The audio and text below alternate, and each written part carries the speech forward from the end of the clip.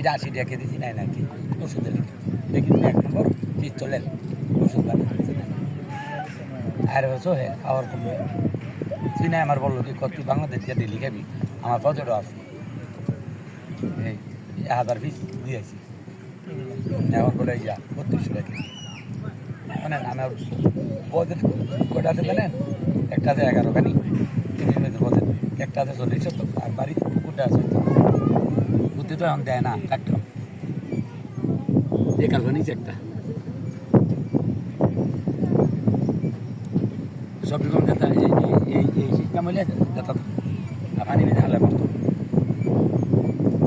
এর কথাটা বন্ধ হইলে এটা দিয়ে না না এই পানি ভালো দাম পাও অনেক বেশি হয়ে যায় তাহলে আপনি তাহলে 10 টাকা কম দেন এত দাম দিয়ে মাছটা এটা দেয় সব আমি তো খাওয়াই কিছু গরিব এগুলো মালয়েশিয়ানরা খায় না বাংলা ফাংলা আছে খায় না এখন তো